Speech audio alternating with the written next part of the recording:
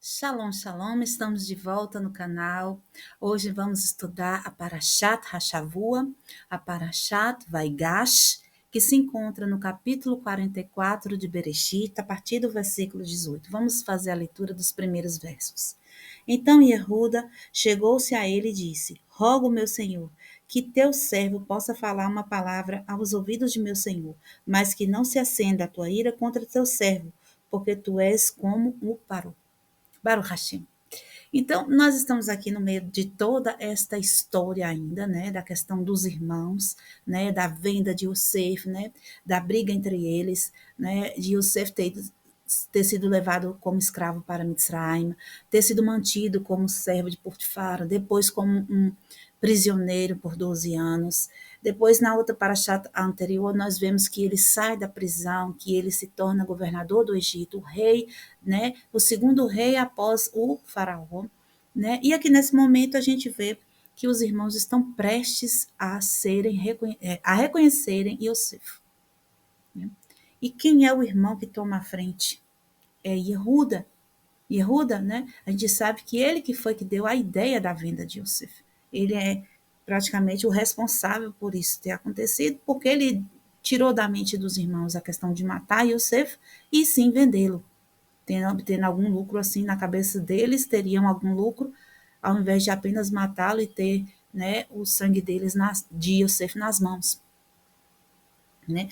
Então, Yehuda chega até que vai encontrar, né, frente a frente e vai resolver essa questão. A gente, trazendo para os dias de hoje, a gente vê que isso, quando ocorrer quando Yeshua ele voltar, né, a tribo que nós temos assim mais certeza que está evidente hoje na Terra, como judeu, são os Yehudim, são os descendentes de Yehuda. Né? Então, esses irmãos nossos tradicionais que não reconhecem Yeshua, eles veem Yeshua como o rei do Egito.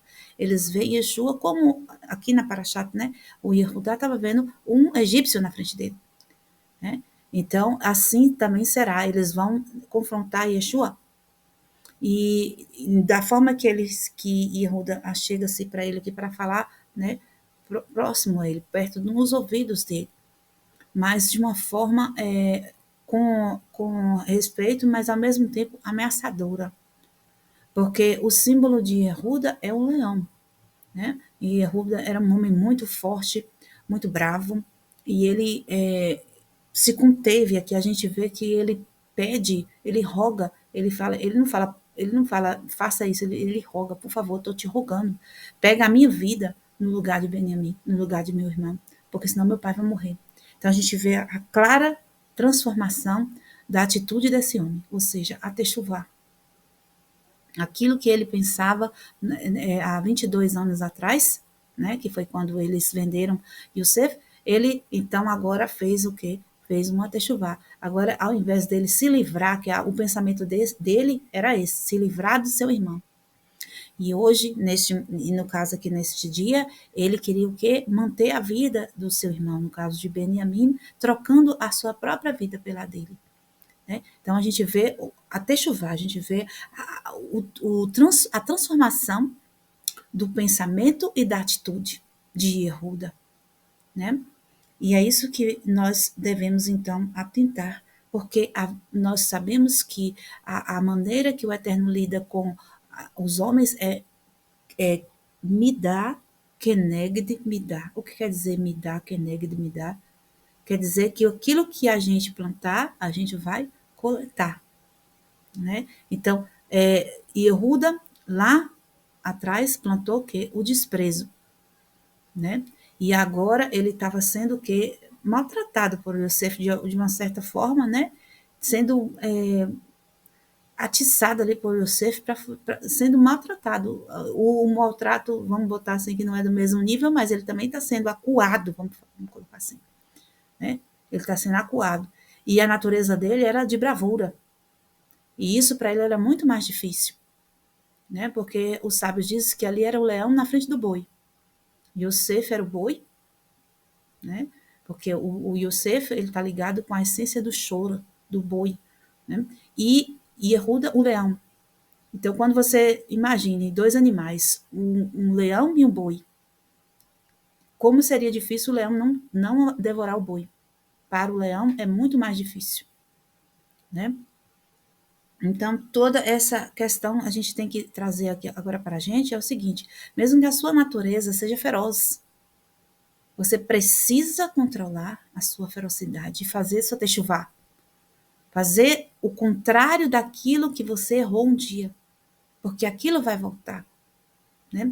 A gente vê na questão, quando eles vendem Yosef, o que eles fazem? Eles pegam a roupa de Yosef e matam um cabrito, um filho de um bode, e molha a roupa no sangue do bode e entrega para Yaakov. Yaakov, então, eles não falam com Yaakov que Yosef estava morto ou que tinha sido. Não, eles só falam assim: essa roupa que é de seu filho, vê aí. E entrega para ele. E ele olha e fala: meu filho foi despedaçado. O próprio Yaakov tira suas conclusões de que Yosef tinha sido devorado por uma fera, que tinha sido despedaçado e que tinha morrido. O próprio Yaakov diz isso. E por que isso acontece com Yaakov? Porque Yaakov, ele mesmo recebe, ele é enganado, né? Pelos filhos e ele mesmo, a própria essência dele, o faz ser enganado. Porque anteriormente ele fez o quê? Vestiu-se com pele de filho de bode, de cabrito, e enganou o pai para receber a bênção do irmão, sabe? Aí a gente pensa, mas isso é plano divino. Sim, isso é plano divino. Mas nada, nem que seja feito de uma maneira que, para o bem, fica sem o retorno. Porque me dá que nega de me dá, ou seja, tudo que a gente faz, a gente vai coletar. Isso é um ensino muito profundo. Nós temos que estar atentos às nossas ações, às nossas palavras, porque de alguma forma, em algum momento, no futuro, próximo ou mais adiante, nós vamos colher, né? Então, Yaakov passou pelo engano que ele mesmo um dia fez para o pai, né? E passou, então, 22 anos de sofrimento, choro e lágrimas pela perda de Yosef, achando que ele teria morrido, mas, na verdade, Yosef estava vivo. Baruch Hashem. Mas teve uma necessidade das lágrimas de Yaakov, como eu já falei para vocês na Parashat, né? Tudo tem um porquê. Yaakov necessitava chorar por Yosef. As lágrimas de Yaakov foi que mantiveram Yosef regado, né? Que mantiveram a misericórdia divina, que a água misericórdia e as lágrimas de Yaakov foram como misericórdias divinas sobre Yosef para o lugar que ele foi tão terrível, tão, né, ameaçador. Baruch Hashem. Então, nós sabemos que, então, quando foi estipulado, então, os sacrifícios no templo, no Beit HaMikdash, qual era o animal que era sacrificado para pecado? Um bode, um cabrito. Por quê? Porque isso ainda paira sobre Israel, essa questão de ter vendido o seu irmão, né? Então, para poder limpar o pecado, qualquer tipo de pecado, então o Eterno pede então um bode ou um cabrito, para que a gente se lembre desse momento de que nossos pais fizeram isso, matou um bode e com o sangue do cabrito do filho do bode, eles enganaram o seu pai Israel, né? Então, isso tem que estar sempre dentro da nossa mente, de que nós carregamos essa questão. Agora, nós que temos o testemunho de Yeshua, já fizemos techuvá quanto a isso. Baruch Hashem. Por quê? Porque nós, antecipadamente de Yehuda, nós já o reconhecemos. Nós já reconhecemos Yeshua, o Ben Yosef, né? Então, os irmãos tradicionais ainda pesam sobre ele essas questões, porque eles não reconhecem ainda estão enganados. O Eterno ainda mantém o engano nos olhos dele, porque tem um plano. Se Yeshua ficasse só para os seus irmãos, fosse recebido por eles logo que chegasse na terra, ele não teria sido, então, espalhado como ele é hoje espalhado entre as nações, para resgatar os filhos de Israel que estão embrenhados no meio das nações, como eu já ensinei para os irmãos. Baruch Hashem, então, nós vemos aqui até chuva de Yehudá. E um homem bravo, né? E mesmo assim, ele pediu para sussurrar. Ele não levantou a voz, ele sussurrou nos ouvidos do, do Yosef. Contou para ele a questão de que abriu o jogo, porque isso aqui ensina outro ensino para nós. Não adianta a gente se arrepender de pecado e não confessar, né? Ah, me arrependi no pensamento. Ah, estou triste porque eu fiz isso. Mas não abre a boca, não conta para o Eterno. Ah, mas Deus sabe de tudo. Mas você veio arrudar aqui contando titim por titim, né? Ele contou a situação. E aí ele disse para Yosef que ele preferia que ficasse ele no lugar do menino caçula, porque ele não queria magoar o pai, não queria que o pai morresse de tristeza, de desgosto. Ele queria dar a sua vida pela vida de seu irmão, né? Então, a gente vê então que Yeshua ele veio, deu a vida pelos seus irmãos, que é Israel, que está pelo mundo. Yeshua deu a vida. E no final vai ser o contrário, vai ser o Yehuda vai querer dar a vida. Então vai ser o quê? Me dá, que negro me dá. E Yeshua vai pedir que todos os misraimitas, que os estrangeiros, saiam. E Yosef fez isso, e Yeshua também vai afastá-los das nações, e vai ficar só ele e seus irmãos, e vai se declarar como o Mashiach, o Ben Yosef, o Ben David. E quando ele fizer isso, ele vai, o Midrash conta que Yosef, ele não falou apenas, ele mostrou o pacto na carne. Ele levantou suas vestes, né, retirou suas vestes e mostrou a Brit Milá. Então, quem hoje pensa, quem hoje que diz que serve e segue Yeshua e prega contra a Brit Milá, não vai estar lá nesse dia. Como Mateus, que eu falei lá nos vídeos sobre Yeshua que a gente fez aqui no canal, Yeshua diz que não conhece essas pessoas que não seguem a Torá. Aí as pessoas vão dizer para ele assim, mas Senhor, em teu nome nós expulsamos os demônios. Em teu nome nós curamos os enfermos. Em teu nome nós profetizamos. E Yeshua falou, mas eu não conheço vocês. Quem são vocês? Vocês não são da minha família. Porque vocês não têm as palavras da Torá. Vocês não têm a luz da Torá. Vocês passaram agora conosco a festa de Hanukkah, né? Está terminando hoje, o dia de hoje termina. A Torá é a luz, é a chama, é a conexão com a Seferot, é a conexão o derramamento do Eterno. O Eterno ele se mostra para o mundo através dos seus atributos, que cada Sefirot vai demonstrar um desses atributos do Eterno.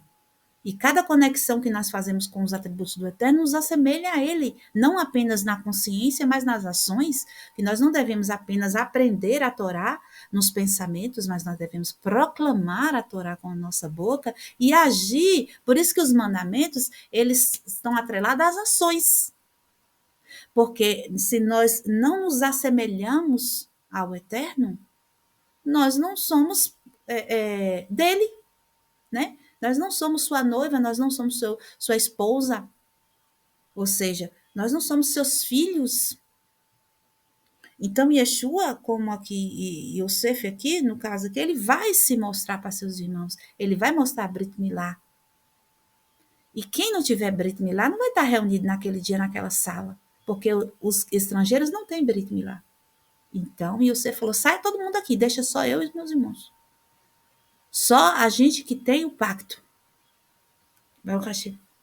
Então, eles reconhecem os seus irmãos, eles choram, beijam uns aos outros, o beijo é isso, é a conexão verdadeira. O beijo eu já falei aqui para os irmãos que o Eterno, ele quer beijar a gente, porque ele quer o quê? Um relacionamento íntimo, verdadeiro, ele quer uma troca. O beijo, ele troca saliva, né? E eu falei aqui no último vídeo que a saliva é o ruach. Então, se você tem o mesmo ruach, ou seja, o mesmo espírito, né? É isso que quer dizer uma conexão profunda. Eles se beijaram, eles se abraçaram, eles choraram, O choro está ligado a techuvá, arrependimento, a mudança de consciência, né? Tudo isso. E ele presenteou os seus irmãos. Então, está dito aqui que ele deu 300 ciclos de pratas para Benjamim e para os outros irmãos também ele deu vestes novas, né? Para cada um ele deu vestes novas. Isso quer dizer o quê?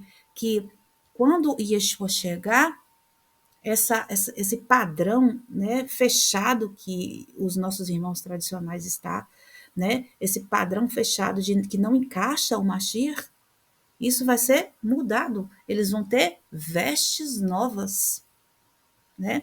Uma nova forma de ver, de que a veste serve para isso, para a gente enxergar, né? O modelo, eu já falei para os irmãos o que é as vestes. As vestes é as ações da gente sendo mostradas, ou seja, eles vão receber novas vestes, eles vão ver de forma diferente as coisas, porque Yeshua vai trazer uma Torá plena para eles também, né? Então eles vão ter essa mudança, vai ser uma techuvá total, para o Hashem.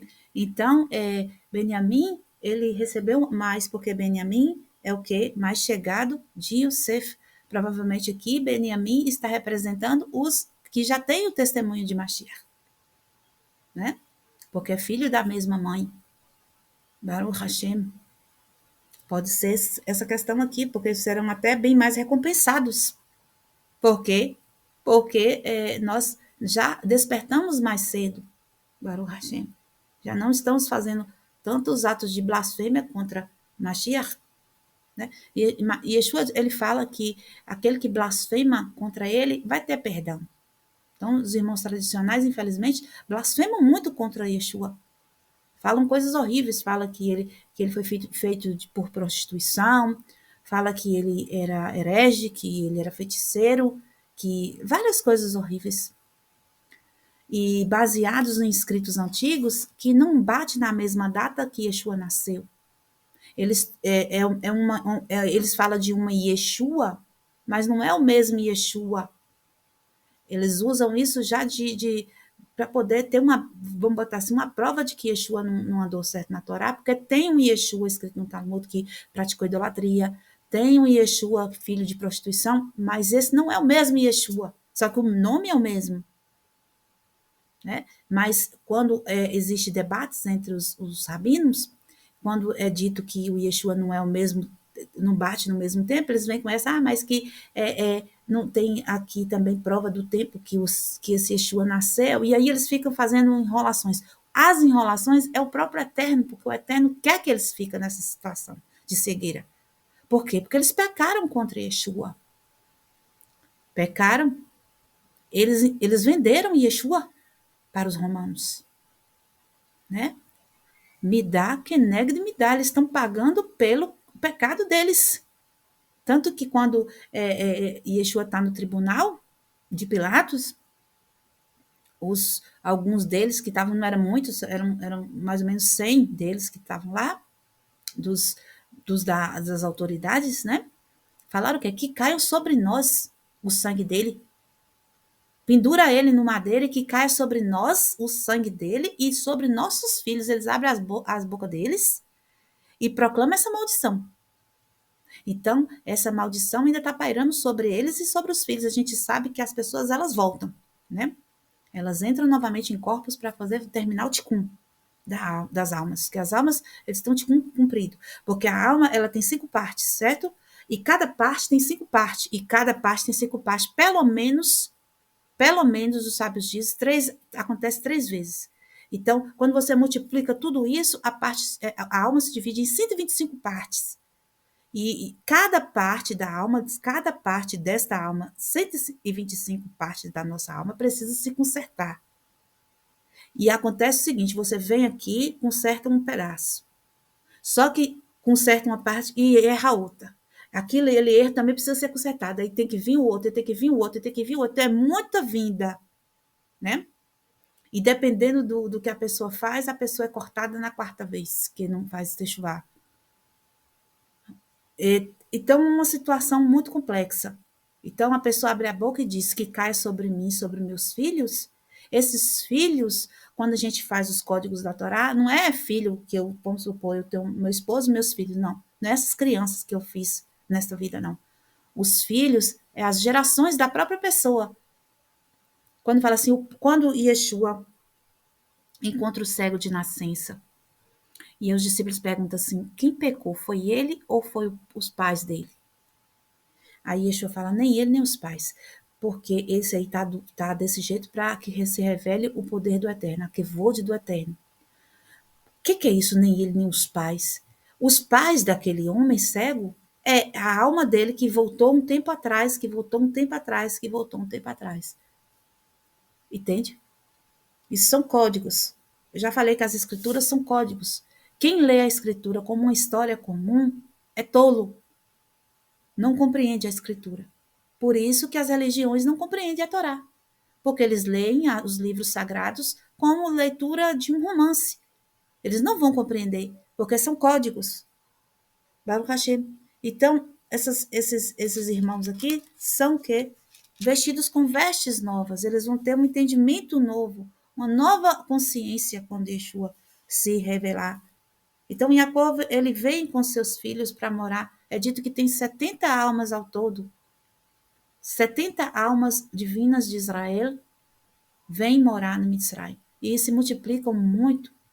Tanto que quando eles saem do Mitzrayim, 80% deles morrem na terra de Mitzrayim e só 20% saem, né? E é mais ou menos ali 3 milhões de pessoas, só que também sai Erevarav, mas são 600 mil que saem de Israel. Então, quando você multiplica 600 mil, né? Se 600 mil é 20%, então 10% é 300 mil. Então, 100% vai ser 3 milhões, né, de pessoas de Israel. Então, de 70 passaram a ser 3 milhões de homens, fora mulheres, crianças, né, idosos. Baruch Hashem. Então, eles se multiplicaram muito durante os 210 anos que eles viveram ali, naquela terra. E foi escolhido para ele a terra de Goshen. E quando fala que que Yosef pede um lugar para eles, esse lugar que Yosef pede, os sábios dizem que é um local de estudo da Torá.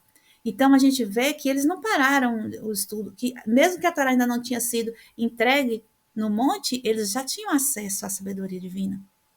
E lá na terra de Goshen tinha uma escola de estudos, uma yeshivá. Moshe Rabbeinu, ele estudou lá. As pessoas pensam que Moshe, nos filmes, retrata que Moshe era uma pessoa ignorante, que não sabia nada sobre o seu povo, que não sabia nada sobre a terra. Não, Moshe era estudioso da Torá. Um grande sadiq. Para o Hashem. Então, continuando aqui a questão de Yosef, quando Yaakov ele vai para a frente do rei, do faraó, o rei pergunta quantos anos Yaakov tem. Yaakov fala bem assim, no capítulo 47, versículo 9. E Yaakov disse a Faraó, os dias dos anos de minhas peregrinações são 130. Poucos e maus foram os dias dos anos da minha vida, e não alcançaram os dias dos anos da vida de meus pais, nos dias das suas peregrinações. O pai de Yaakov, que é Yitzhak, viveu 180 anos. E 130, ele fala pouco, por quê? Porque o pai dele viveu 180, né? E como ele estava revendo seu filho, na mente dele, para ele ia morrer. Que ele, como se o. Porque Yaakov também, ele sabe que ele é a reencarnação da Neshama de Adam. E Adam ficou 130 anos em pecado fora do leito de Havá. E Yaakov sofreu muito com a família, eu já falei aqui com vocês a história de Yaakov, que ele tinha que passar essa questão com família para fazer o Migdá, que nega de Midá, de Adam. Nada fica impune, meus irmãos. Não tem essa, eu vou fazer isso aqui, Deus vai esquecer, não. Então, Yaakov vem, ele sofre muito com a questão familiar. Por quê? Porque Adam decidiu se separar de Havá e durante esse tempo ele ficou tendo relações nos sonhos, né? Mas ele achava que estava sonhando, mas não, estava acontecendo. Com a Lamed Lamed, a mulher do Satã, e uma concubina, que também é como se fosse serva dela, outra demônia. Ele ficou com duas demônias durante 130 anos, fabricando almas que hoje a gente eu chamo de cascas, né? Que são cascas, que está aqui andando no meio da gente, que não tem luz divina. Então, ele causou um dano muito grande a Neshama dele. E a Neshama dele volta em Yaakov. Então, Yaakov passa 130 anos de sofrimento. Quando ele vê que ele chegou aos 130 anos, ele fala, minha missão acabou. Ele fala, por isso que ele fala, meus anos são poucos. Por quê? Porque ele não chegou ao tempo do pai, porque ele sabe que ele só vai viver na mente dele, que ele é Neshama de Adam, que ele só ia viver aqueles 130 anos. Mas o Eterno o presenteou com 17 anos de bênçãos perto de seu filho Yosef, porque Yosef ficou longe dele. Então, o Eterno deu para ele essa paz, tanto que ele consegue até encarnar o nível de Raiá, que é um nível que ninguém encarna, só o grande sadi como Moshe Rabbeinu, Yaakov Avinu, Yeshua, e ele tem o vislumbre do futuro, ele vê tudo, ele chama os filhos na hora da morte. No próximo Parashat a gente vai ver, para poder falar, mas só que ele não consegue, o Eterno não permite. Depois a gente comenta sobre isso. E ele fala isso com Paró, né? E Paró, então, deixa que eles morem num lugar melhor da terra de Mitzrayim, né? Então, não tem isso de que, vamos embora daqui, porque a terra vai pegar fogo e só vai ficar aqui os ímpios. Não, é o contrário, meus irmãos. E você falou, saia todos daqui. Quando Yeshua chegar, quem vai ser expulso são os ímpios. O povo de Israel vai ser reunido no melhor dessa terra. Entendeu? Na terra de Goshen, onde tinha pasto, era verde, não é que nem esses filmes mentirosos, essas séries e novelas mentirosas. Baruch Hashem. Então, o Eterno, ele tem preparado para seu povo o melhor. Ele não ia construir um mundo para destruir o mundo. Não existe esse plano de, eu vou construir para destruir. Não, o Eterno constrói para que aquilo seja eterno. Ele é eterno e a sua criatura e a sua criação, ele quer que permaneça com ele, para o Hashem. Então, a questão é, vamos nos limpar, vamos nos preparar, vamos ser um recipiente apropriado para a luz. Esse tempo de 6.000 anos, de 6 dias que nós estamos vivendo, antes de chegar ao 7º dia, que é o dia que Yeshua vai estar com a gente, é essa limpeza, essa preparação, essa vai e vem, para a gente poder se limpar, para a gente poder se preparar, a gente está pronto para receber a luz infinita do Eterno, pura e santa. Por isso ele fala, sede santos, na Parashat Kedoshim. Sede santos porque eu sou santo e quero habitar no meio de vós. Não é verdade? Porque se o objetivo não fosse ele estar conosco, não precisava santificar. Né? Se o Eterno não tivesse o objetivo de morar dentro de cada um de nós, e dentro no sentido físico mesmo, nós não tínhamos necessidade de trabalharmos para nos assemelharmos ao Eterno. Né? Então é isso. Vamos aprender nessa parashat que os filhos de Israel não foram rejeitados. Eles passam por testes, via você fazendo teste. Passam por aflições, passam por diásporas, por prisões, passam por conta de quê? De pecado. Que me dá, que nega de me dá. Mas no final, o que está reservado para Israel, para todos os irmãos, para os 10 que estão perdidos, e para Yehuda, Benjamim e Levi, que a gente consegue ver, é o quê? Eles se ajuntarem, como lá na profecia a gente viu, de Yehezkel, e eles reinarem junto com Yosef, ou seja, reinar junto com Mashiach, com Yeshua. Baruch Hashem. Que o Eterno nos abençoe e que essas palavras sejam vida para vocês. Deixe comentários, eu vou deixar fixado o link do nosso grupo. É apenas tocar no link e você já está automaticamente no grupo da nossa congregação. Participe, deixe like e também abençoe nossa congregação com a sua tzedakah e o seu maaseh. Aonde você se alimenta de luz, é aí que você deve, então, plantar sua semente. Baruch Hashem. Shalom, shalom, lehitraut.